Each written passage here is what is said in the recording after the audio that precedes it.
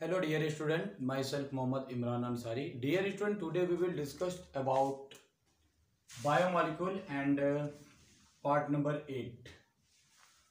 आज हम लोग पार्ट नंबर 8 के बारे में बात करेंगे।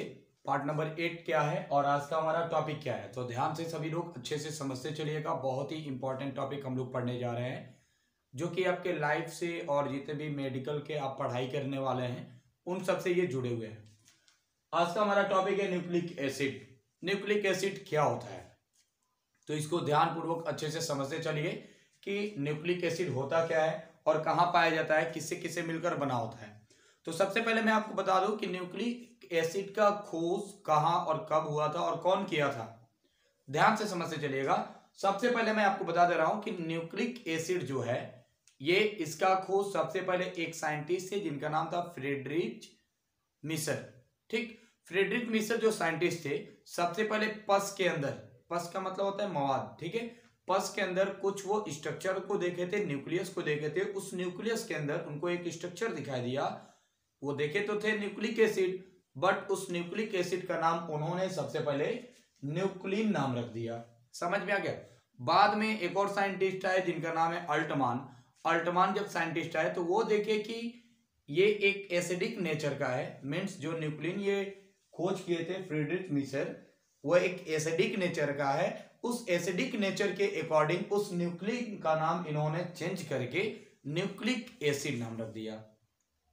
और मैं आपको बता दूं कि न्यूक्लिक एसिड हमारे बॉडी का सबसे मोस्ट इंपॉर्टेंट पार्ट होता है, जिसमें डीएनए एंड आरएनए दोनों पाए जाते हैं।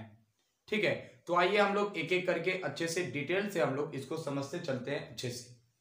सबसे पहले मैं आपको बता दूं, first time Frederick Misar discover the nucleic acid. इन्होंने खोज किया था न्यूक्लिक एसिड का, बट नेम क्या दिया था उसको, न्यूक्लिन। उसको उन्होंने न्यूक्लिन का, और कहां खोजे थे ये, तो पस के अंदर। पस जो कि जब इंजरी पार्ट हो जाता है, जो चोट लग जाता है, घाव लग जाता है, जिसको कई लोग फोड़ा के नाम से भी जानते हैं, उसके अंदर जो पस था, उस पस की सेल्स के अंदर ये उस न्यूक्लिक एसिड को देखे थे और उसका नाम इन्होंने न्यूक्लिन रख दिया।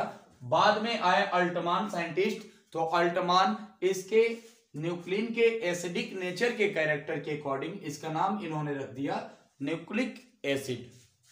ओके, अब जस्ट इसके बाद से हम लोग बात करेंगे कंपोनेंट ऑफ न्यूक्लिक एसिड। कितने कंपोनेंट होते हैं, तो आपको पता होना चाहिए कि कितने कंपोनेंट होते हैं न्यूक्लिक एसिड के। मैं आपको बता दूं कि 3 प्रकार के कंपोनेंट से मिलकर न्यूक्लिक एसिड बना होता है। वो कौन कौन से कंपोनेंट हैं, पहले एक एक करके हम लोग उसको अच्छे से जान लेते हैं। तो सबसे पहले मैं आपको बता दूं कि सबसे पहले आता है फास्फोरिक एसिड, मींस फास्फोरिक अम्ल। ये क्या होता है, तो आपको मैं बता दूं, न्यूक्लिक एसिड का सबसे ये मोस्ट इंपॉर्टेंट पार्ट होता है, जिसको हम लोग फास्फेट ग्रुप के नाम से भी जान सकते हैं, जो कि आपको पता होना चाहिए कि डीएनए एंड आरएनए दोनों में प्रेजेंट होता है। डीएनए में भी फास्फेट ग्रुप पाया जाता है, आरएनए में भी फास्फेट ग्रुप पाया जाता है। ठीक है, तो फास्फेट ग्रुप को अगर आप देखेंगे तो इसको PO4 मींस ये आपका फास्फेट या फास्फोरिक एसिड है। आप इसको ऐसे भी लिख सकते हैं, इस स्ट्रक्चर के रूप में भी आप इसको लिख सकते हैं। हमारा जो दूसरा टॉपिक आता है वो आता है पेंटोस शुगर। पेंटोस का मतलब कितना, 5, मतलब 5 कार्बन से बनने वाले शुगर को कहा जाता है पेंटोस शुगर। तो पेंटोस शुगर में आपको बता दूं कि ये 2 टाइप्स का होता है। ठीक है, कितने टाइप के, ये 2 टाइप्स के होते हैं। एक होता है डीएनए के अंदर, अगर डीएनए बना हुआ है पेंटोस शुगर से, देन इसका नाम पड़ेगा डीऑक्सीराइबोस शुगर। और अगर यहाँ पे देखेंगे ये आरएनए का बना है, देन इसका नाम पड़ेगा RNA means ribose nucleo sugar. ठीक है ना, या राइबोस शुगर इसको कह सकते हैं। तो आइए सबसे पहले हम लोग डीएनए का स्ट्रक्चर एक बार देख लेते हैं कि किस तरह से ये दिखाई देता है। ध्यान से समझिएगा।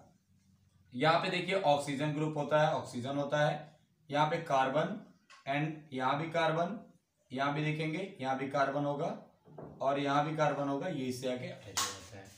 हम लोग बना रहे हैं स्ट्रक्चर डीएनए का, ध्यान समझिएगा। तो आपको मैंने बताया कि पेंटोस का मतलब कितना होता है, 5, मतलब 5 कार्बन। अभी कितना हुआ, 1 2 3 4, और एक इसके ऊपर होता है जिसका नाम है CH2OH।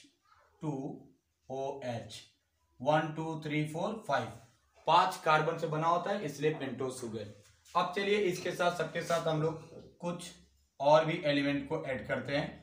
जैसे कि यहाँ पे देखेंगे तो H होता है, यहाँ OH होता है, फिर यहां पर आएंगे तो H and OH, okay.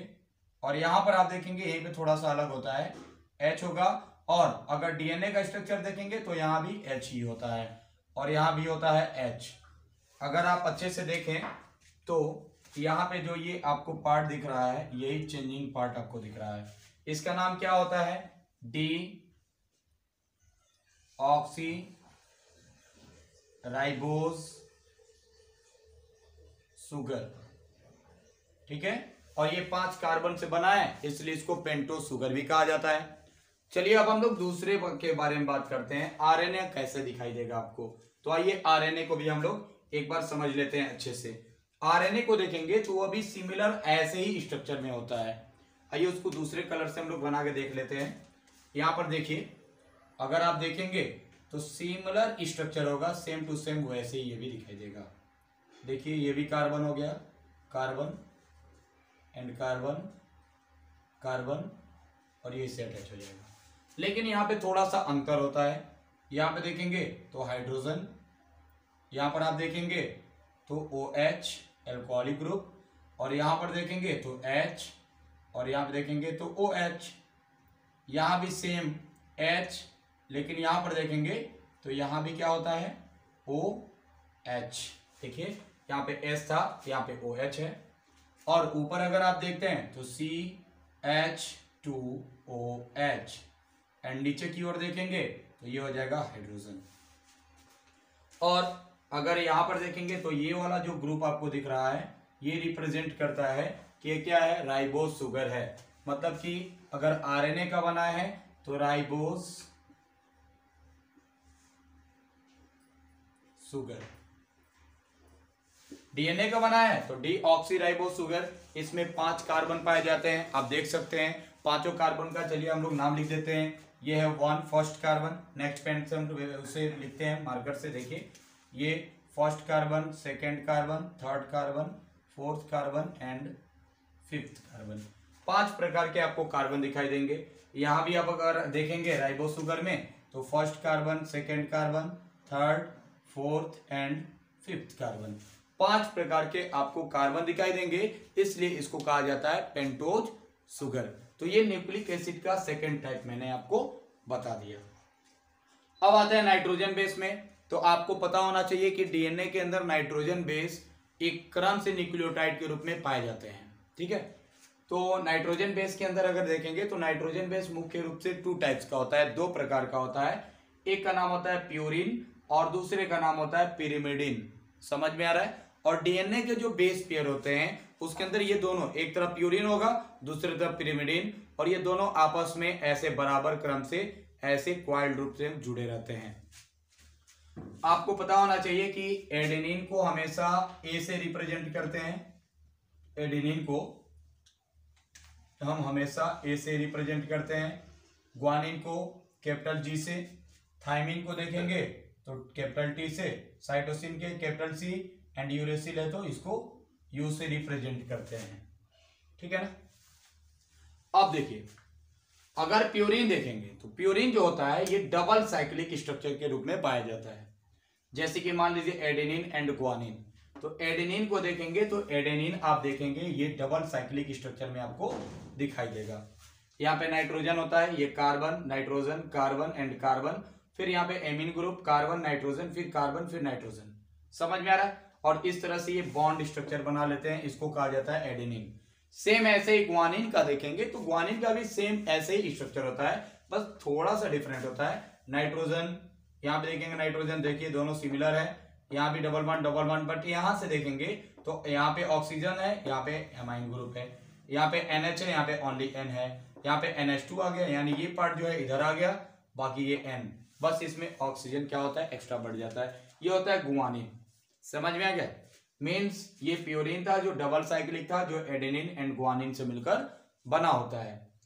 Next इसके बाद हम लोग बात करेंगे पिरिमिडिन के बारे में। तो पिरिमिडिन जो होता है सिंगल साइक्लिक होता है, मतलब एक चक्रीय संरचना के रूप में ये पाए जाते हैं। तो एक चक्रीय में कौन कौन से होते हैं, तो याद रखिएगा थायमीन, साइटोसिन और यूरेसिल, ये 3 प्रकार के होते हैं। और अगर इसमें आप देखेंगे तो ये जो थायमीन देख रहे हैं ये सिंगल साइक्लिक स्ट्रक्चर में है। देखिए CH3, फिर कार्बन, फिर ऑक्सीजन, नाइट्रोजन, फिर हाइड्रोजन, फिर यहाँ पे कार्बन, ऑक्सीजन, नाइट्रोजन, हाइड्रोजन, फिर यहाँ पे कार्बन। सेम वैसे ही स्ट्रक्चर अगर देखेंगे साइटोसिन का तो एमाइन ग्रुप यहाँ पर आ जाएगा, फिर नाइट्रोजन, फिर कार्बन और ऑक्सीजन, फिर नाइट्रोजन और हाइड्रोजन, कार्बन और कार्बन। ठीक, अब इसके बाद से यहां पर आप देखेंगे नेक्स्ट यूरेसिल। यूरेसिल केवल पाया जाता है आरएनए में, बाकी ये और ये जो 4 होते हैं ये पाए जाते हैं डीएनए में। यूरेसिल का अगर बात करें तो यूरेसिल में देखिए कार्बन के साथ ऑक्सीजन, नाइट्रोजन और हाइड्रोजन, फिर ऑक्सीजन, हाइड्रोजन, कार्बन और फिर यहाँ पे आ जाएगा oxygen, nitrogen, hydrogen, carbon and carbon. इस प्रकार से आप देख सकते हैं ये बहुत सारे स्ट्रक्चर आपको दिख गए। एक और बात आपको पता होना चाहिए कि जो एडेनिन होता है, एडेनिन, ये एडेनिन है वो हमेशा थायमीन से डबल हाइड्रोजन बॉन्ड से जुड़ता है। ये आपको मैं यहीं पे बता देता हूं, समझ लीजिए आप। जो एडेनिन होता है इसको याद रखिएगा, एडेनिन हमेशा थायमीन के साथ डबल हाइड्रोजन बॉन्ड से जुड़ता है, या आप इसको ये भी कह सकते हैं थायमीन डबल हाइड्रोजन बॉन्ड से एडेनिन से जुड़ता है। ठीक है, आप यहाँ पे ये भी कह सकते हैं कि ग्वानिन जो होता है 3 हाइड्रोजन बॉन्ड से साइटोसिन से जुड़ता है, और साइटोसिन जो हो रहा है ये 3 हाइड्रोजन बॉन्ड से ग्वानिन से डीएनए के अंदर जुड़ा रहता है इस क्रम के द्वारा। समझ में आ गया? अब आइए हम लोग बात करते हैं कि पेंटोज शुगर में आखिर में क्या होता है, न्यूक्लियोसाइड क्या होता है, और थोड़ा सा हम लोग समझेंगे न्यूक्लियोटाइड क्या होता है, और इसके बाद वाले वीडियो में हम लोग स्ट्रक्चर के बारे में अच्छे से समझेंगे। अभी फिलहाल आइए हम लोग समझते हैं कि न्यूक्लियोसाइड और न्यूक्लियोटाइड होता क्या है, और किसको हम लोग न्यूक्लियोसाइड कर सकते हैं, किसको हम लोग न्यूक्लियोटाइड कर सकते हैं। तो मैं डीएनए या आरएनए कोई एक स्ट्रक्चर लेके आपको इसके ऊपर सारे चीजों को मैं अच्छे से समझा देता हूं। तो आइए एक बार हम लोग इसको समझ लेते हैं, देखिएगा ध्यान से। मैं इसको आरएनए वाले पार्ट को इरेज कर देता हूं और इसको भी मैं इरेज कर देता हूं। आइए समझते हैं, तो ध्यान से यहां पे समझिएगा। ये जो पार्ट आपको दिख रहा है ये आपका डीएनए का पार्ट है, डीएनए का एक छोटा सा पार्ट है ये। इसमें अगर आप देखेंगे तो इसमें 5 कार्बन है। कितने कार्बन है? 5 कार्बन। 5 कार्बन में जो सबसे पहला कार्बन है, अभी मैं न्यूक्लियोटाइड का बात नहीं कर रहा हूं, अभी न्यूक्लियोसाइड समझिए क्या होता है। हमको जो समझना है पहला यहाँ पे न्यूक्लियोसाइड, न्यूक्लियोसाइड क्या होता है, और उसके बाद से न्यूक्लियोटाइड क्या होता है। तो देखिए न्यूक्लियोसाइड क्या होता है।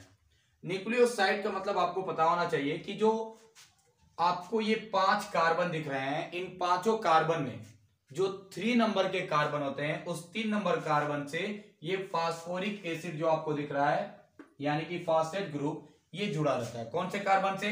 तो यहां पर ध्यान दीजिएगा, जो आप यहाँ पे तीसरा नंबर कार्बन देख रहे हैं यानी कि ये, इसके साथ कौन जुड़ता है? तो यहां पर देखिएगा, इसके साथ हमेशा PO4 मतलब कि फास्फेट ग्रुप यहां पर जुड़ता है। पहला कहां पे? पहला आप देखेंगे फास्फेट ग्रुप तो तीसरे कार्बन से जुड़ता है, और दूसरा वाला जो होता है वो आप अगर देखेंगे तो 5वें कार्बन से आराम से फास्फेट ग्रुप जुड़ा रहता है। यहां पे देख सकते हैं आप लोग। और कौन से बॉन्ड से? तो आपको पता है कि ये फास्फेट है तो इसका नाम पड़ेगा फास्फोएस्टर बॉन्ड।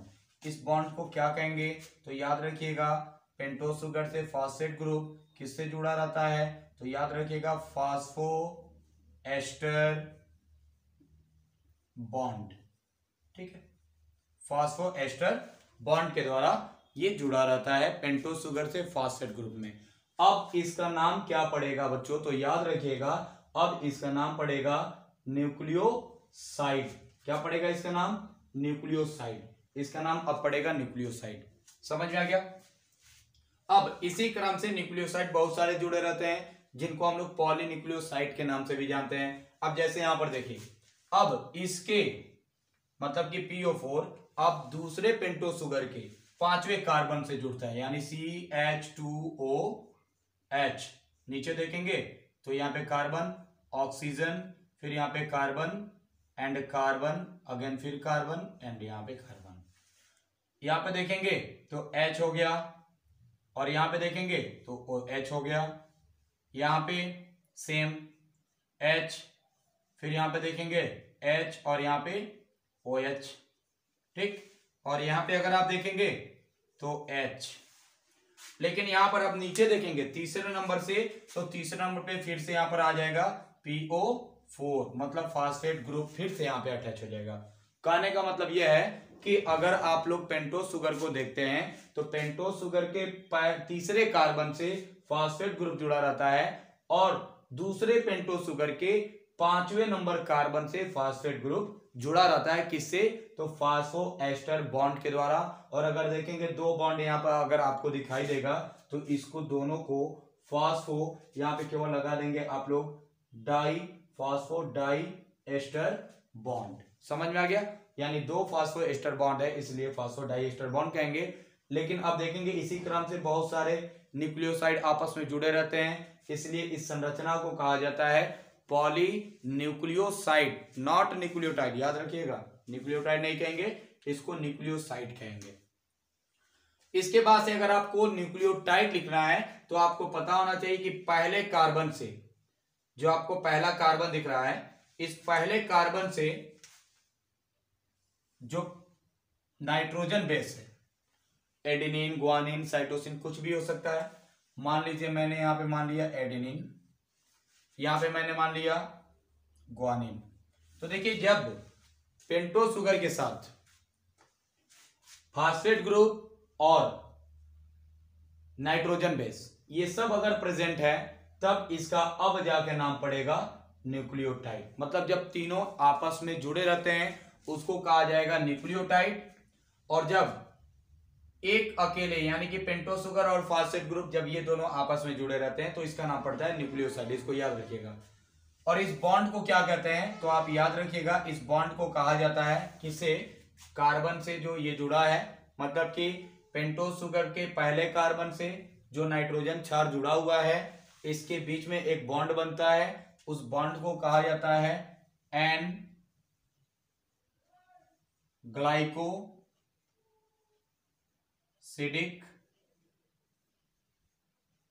बॉन्ड। क्या कहा जाता है? N glycosidic bond. ये भी एन ग्लाइकोसिडिक बॉन्ड के द्वारा जुड़ा रहेगा। अब इसका नाम क्या हो गया? न्यूक्लियोटाइड। न्यूक्लियोटाइड, न्यूक्लियोसाइड समझ में आ गया। अब ऐसे ही न्यूक्लियोटाइड बहुत नीचे तक जुड़े रहते हैं, इस पूरे स्ट्रक्चर को कहा जाएगा न्यूक्लियोटाइड। जब कई प्रकार के जब ये बॉन्ड बना के ग्लाइकोसिडिक बॉन्ड कई प्रकार के से जुड़े रहेंगे एंड फास्फो एस्टर बॉन्ड भी जुड़े रहेंगे तो इनको एक साथ क्रमबद्ध रूप से हम लोग कह सकते हैं पॉलीन्यूक्लियोटाइड। और एक और बात ध्यान दीजिएगा, अब ये यहाँ पे एडेनिन है, एडेनिन के साथ क्या जुड़ेगा? थायमिन। मैंने आपको बताया यहाँ पे एडेनिन के साथ क्या जुड़ता है? थायमिन जुड़ता है। और ग्वानिन के साथ क्या जुड़ता है? साइटोसिन। आप चाहें तो यहाँ भी एक स्ट्रक्चर बना के और उसको आपस में जोड़ के एक आप स्ट्रक्चर को बना सकते हैं, मतलब कि डीएनए का एक अच्छे से स्ट्रक्चर को आप बना सकते हैं। समझ में आ गया? उम्मीद करता हूं कि इतना बात आपको समझ में आ गया होगा। और इसके बाद से हम लोग नेक्स्ट बात करेंगे बाद में। अभी मेरा दो इसमें क्वेश्चन है। पहला क्वेश्चन है कि न्यूक्लिक एसिड का खोज कौन किया था, और मेरा दूसरा ये क्वेश्चन है कि जो एडेनिन होता है वो साइटोसिन से या ग्वानिन से किससे जुड़ता है और कौन से बॉन्ड से जुड़ता है। ठीक है, नाइट्रोजन क्षार और पेंटोस शुगर के बीच में कौन सा बॉन्ड होता है? नाइट्रोजन और फिर उसके बाद से आप जो पेंटोस शुगर बनाए हैं और उसके साथ फास्फेट ग्रुप जो जुड़ा था उन दोनों के बीच में कौन सा बॉन्ड होता है? इन चार क्वेश्चन का आंसर आप लोग जरूर दे दीजिएगा। आज के लिए बच्चों इतना ही रहने देते हैं, इसके बाद वाले वीडियो में जरूर हम लोग बात करेंगे। Thank you for watching this video.